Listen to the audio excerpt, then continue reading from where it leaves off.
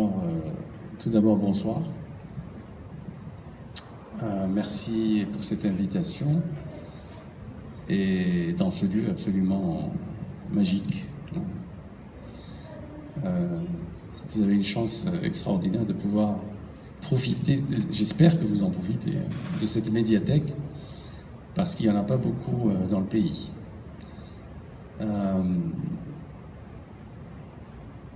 J'ai l'impression aussi, j'étais en train d'essayer de me souvenir, si dans mon enfance peut-être, je suis déjà venu à Kharibga, mais j'ai comme l'impression que c'est la toute première fois. J'ai vraiment l'impression. Bon, je connais Bni Mellal, j'ai vécu une année à Bni Mellal, j'avais 5 ans. C'est dans le livre d'ailleurs. Il y a 2 épisodes dans le livre qui se passent à Bni Mellal. Je ne mentionne pas la ville, mais c'est... Voilà, j'avais 5 ans, donc... alors, est-ce qu'il y a des thématiques, c'est ça? Quelque chose qui pousse à écrire. Ah, moi... Provoque l'écriture. Alors, ça dépend des livres, mais l'actualité, pour moi, est une matière très importante. Comme tout le monde, j'imagine, je suis l'actualité. Et je suis en particulier la façon dont on rapporte cette actualité et dont on couvre dans les médias, que ce soit la télévision, que ce soit les journaux, la presse, et même les réseaux sociaux, font la couverture de ces événements, que ce soit l'actualité politique, surtout l'actualité politique. Et puis je me rends compte que, évidemment, les journalistes ont des contraintes que les écrivains n'ont pas. Ils ont une contrainte de temps. C'est-à-dire quand vous êtes journaliste, vous couvrez un événement, vous devez rapporter les choses et vous avez toujours la contrainte de temps. Si vous écrivez pour un hebdomadaire, vous avez une semaine. Si vous écrivez pour un quotidien, vous avez un jour. Vous voyez ? Donc, alors la télévision aussi. La différence, quand on est dans l'écriture, c'est qu'il y a le temps de l'écriture. D'abord, le temps de la conception, réflexion, de la recherche, de la documentation, avant de commencer à écrire.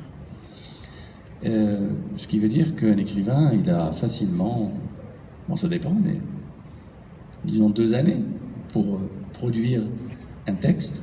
Donc il a largement le temps de s'y consacrer et de bien y réfléchir. Et moi, à chaque fois, par exemple les clandestins, c'est par rapport à une actualité. Le Harraga, bon, je l'ai publié en 2000, je crois que j'ai commencé à y réfléchir en 98, et le déclic des clandestins, ça a été précisément un article dans la presse marocaine. J'avais lu un fait divers, et le journaliste rapportait qu'on avait retrouvé des corps de noyés, rejetés, donc des candidats à l'immigration, mais qui avaient échoué, et que la mer avait rejeté, mais du côté marocain, donc sur une plage au nord du Maroc. Et dans cet article, ce qui m'avait surpris, pour ne pas dire choqué, c'est que le journaliste parlait de ces gens-là en termes statistiques, vraiment avec des chiffres. Donc il disait, on a trouvé, je ne me souviens plus du nombre, mais disons 20 corps. Et si on rajoute ces 20 corps à tous les noyés que l'on a repêchés depuis le début de l'année, en fait, il faisait une espèce d'équation macabre. Et à aucun moment, il y avait le terme humanité, quoi. Et moi, tout de suite, je me suis dit, mais il faut absolument que je redonne, finalement, à ces victimes, la dimension humaine. C'est-à-dire montrer que finalement, ce ne sont pas des chiffres qui se sont noyés, mais ce sont des hommes et des femmes. Et que ces personnes-là, elles ont une vie, elles avaient un espoir, des désirs, une famille, un amour qu'elles ont laissé derrière, souvent, une maman. Et donc j'ai entrepris, justement, je me suis dit, voilà, moi je veux offrir une alternative à la couverture médiatique de cet événement, ou plutôt de ce phénomène de Al-Harraka. Et je l'ai traité à ma façon, c'est-à-dire que moi j'ai donné la parole aussi à la maman qui ne traverse pas, mais qui a perdu son fils. Parce qu'on n'entend jamais parler de ces gens-là. Vous savez, c'est quand même assez extraordinaire. Dans un autre contexte, et là je fais référence à un autre de mes livres, Oussama, mon amour, qui est un roman que j'ai consacré au terrorisme. Alors, je l'ai fait à 4 voix, c'est-à-dire on a 4 narrateurs. On a le kamikaze, donc celui qui va se faire exploser, et qui nous parle à la première personne. On a une victime qui nous raconte depuis le lieu où a eu l'attentat.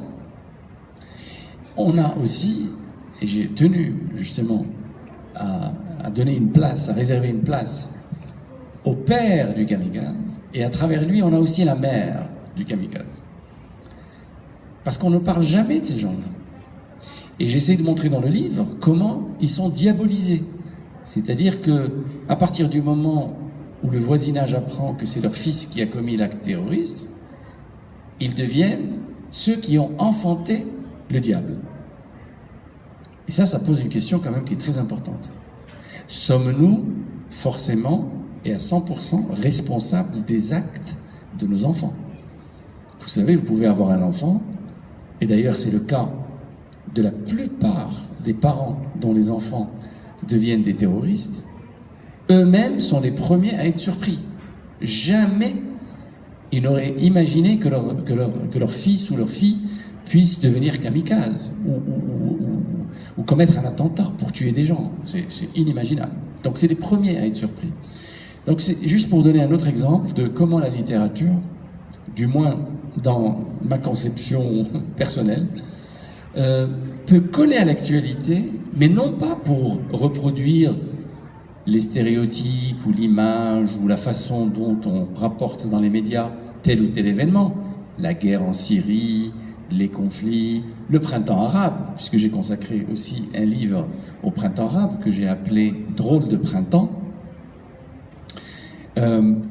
Donc c'est à chaque fois, j'essaie d'offrir au lecteur une alternative, c'est-à-dire une façon de voir les choses, mais qui soit complètement, enfin qui soit différente, de sorte à ce que ce lecteur ou cette lectrice puisse garder un esprit critique. Et ça, c'est très important, parce que plus on multiplie les points de vue, d'ailleurs, je l'ai bien dit, dans Oussama, mon amour, il y a 4 voix à la première personne, différentes, donc c'est plusieurs points de vue. Dans les clandestins, il y a une vingtaine. Il y a une vingtaine de narrateurs dans les clandestins. Donc on a véritablement ce qu'on appelle une polyphonie, c'est-à-dire pluralité de voix, et chacun a un point de vue. Et ça c'est très important parce que je n'impose pas un seul point de vue. Vous voyez, c'est-à-dire que c'est comme ça et pas autrement. Non, c'est comme ça parce que c'est telle personne qui en parle. Vous savez, si on prend l'exemple de cette salle, nous, Annie et moi, on n'a pas le même point de vue que vous avez. C'est-à-dire que vous, ce que vous regardez finalement, c'est nous deux. Nous, en revanche, on vous voit, on voit tout le monde. Et ça change tout.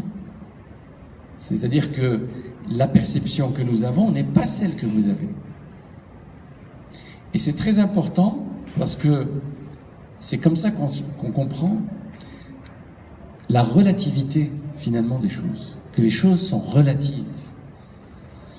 Dire que telle personne est mauvaise, alors je reste dans Oussama, mon amour, où le 4e personnage narrateur est une jeune femme prostituée. Et il y a un rapport avec justement le kamikaze. Mais quand on lit les différents chapitres que je lui accorde, eh bien, on lui en veut plus. Hein. C'est-à-dire, on ne la condamne pas, finalement. On comprend sa situation et sa condition et ce qui l'a poussé à se prostituer.